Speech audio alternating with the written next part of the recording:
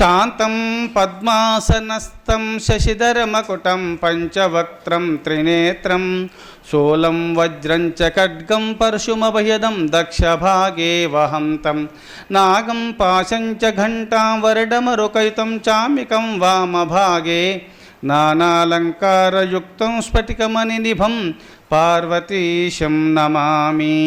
ఈ శ్లోకమును మహర్షులు, దేవర్షులు, దేవతలు సమస్తమంతా కూడా కైలాస పర్వతం అనగా హిమాలయ పర్వతం పైన పార్వతీ పరమేశ్వరుల పెళ్ళి అయినప్పుడు ఆ ప్రకృతి స్వరూపమైనటువంటి ఆ జగజ్జనని, ఆ ప్రకృతిని ఆడిస్తున్న పరమేశ్వరుడు, లోకాలను ఆడిస్తున్నటువంటి ఆ పరమేశ్వరుడు జగదీశ్వరుడు ఇద్దరి యొక్క లోక కళ్యాణార్థ నిమిత్తమై ఆ పార్వతీ పరమేశ్వరుల వివాహము జరుగుతుండగా చూసి అందరూ స్తోత్రం చేసినటువంటి శ్లోకము.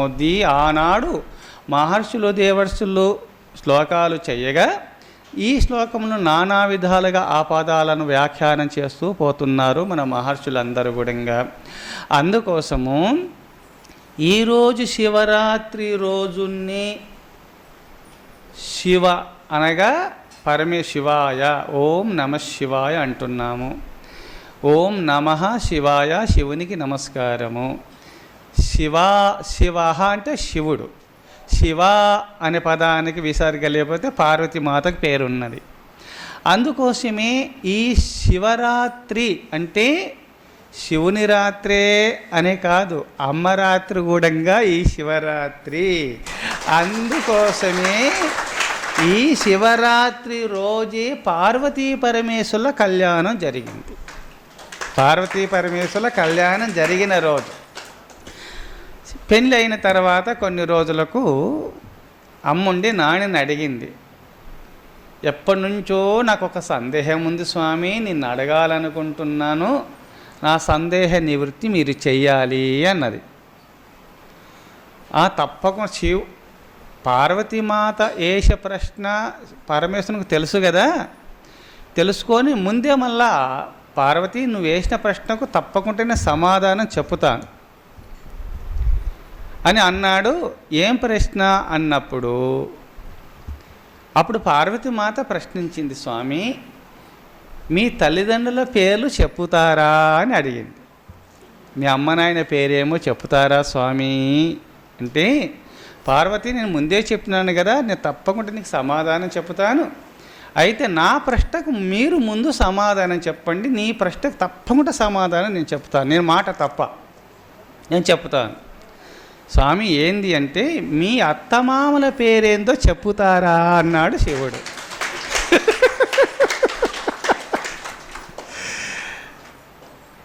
మీ తల్లిదండ్రుల పేరు చెప్పండి అని పార్వతీమాత అన్నప్పుడు సరే చెప్తాను, ముందు మీ అత్తమామల పేరు చెప్పండి అంటే, నాకు తెలియదు, ఒక వరుణ్ణి వివాహం చేసుకునే ముందు వాళ్ళ కులగోత్రాలు తెలుసుకోవాలా, వాళ్ళ తల్లిదండ్రుల పేర్లు తెలుసుకోవాలా, అన్నీ తెలుసుకొని కదా పార్వతి వివాహం చేసుకోవాలి కదా.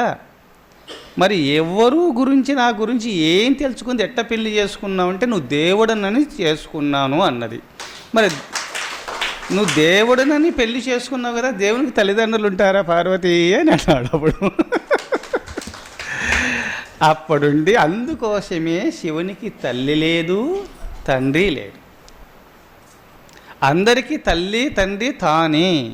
అందుకోసమే సర్వాంతర్యామి నిరాకారమైన పరబ్రహ్మము ఒక సాకార రూపమును ధరించి ఈ లోకాలను సృష్టించి సద్యోజాతముఖాయ నమః, సద్యోజాతముఖాయ నమః, అఘోరముఖాయ నమః,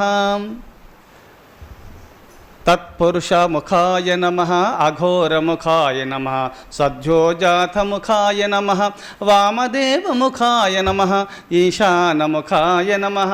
పంచముఖాలతో భగవంతుడు నిరాకారమైన పరబ్రహ్మము ఒక సాకార రూపమును పంచముఖాలతో ఆవిర్భవించినాడు. తన్నుకు తనకు తానే తండ్రి, తనకు తానే తల్లి, తనకు తానే ఆ నిరాకారమైన పరబ్రహ్మం ఒక సాకార రూపమును పంచముఖాలతో తన్ను తాను సృష్టించుకున్నాడు ఆ పరమేశ్వరుడు.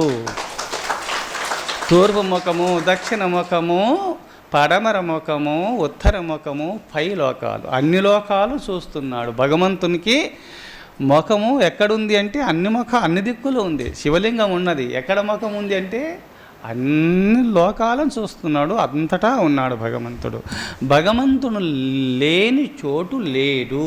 అందుకోసమే శాంతం పద్మాసనస్థం శశిధరమకుటం పంచవక్త్రం త్రినేత్రం అని మహర్షులు స్తుతించినారో పరమేశ్వర నువ్వు శాంత స్వరూపుడు. పరమేశ్వరుడు ఎంత శాంత స్వరూపుడు తెలుసా? భస్మాసురాది రాక్షసులందరూ కూడా స్వామి నేను ఎవరి చేతిలో ఎవరి హస్తమును ఎవరి మస్తకం పైన నేను నా హస్తము పెడతారు వెంటనే బూడిదైపోవాలి అని వరం కోరుకుంటారు. సరే ఇలాంటి వరం వద్దాను కూడా అనలేదు.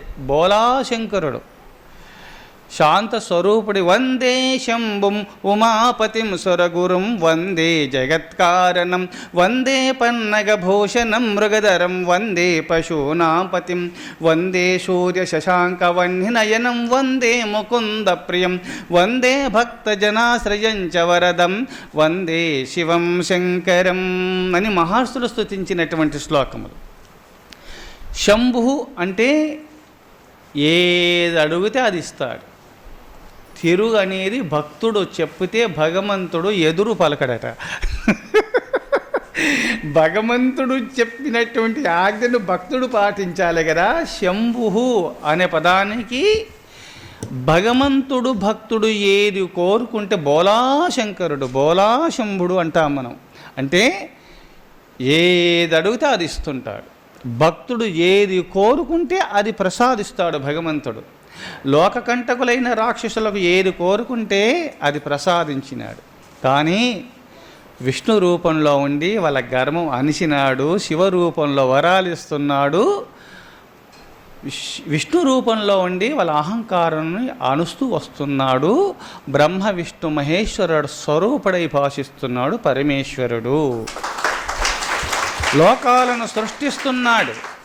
లోకాలను బ్రహ్మ రూపంలో లోకాలను సృష్టిస్తున్నాడు. విష్ణు రూపంలో పోషిస్తున్నాడు.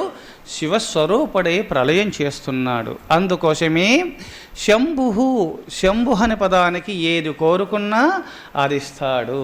మీరు కోరుకుంటే చాలు, ఏది కోరుకుంటే అది ఇస్తాడు. మరి కోరుకోవటానికి ఒక పిల్లవాడు, ఇప్పుడు చిన్న పిల్లవాడు ఉన్నాడు, అమ్మ దగ్గరుండి ఏడుస్తాడు.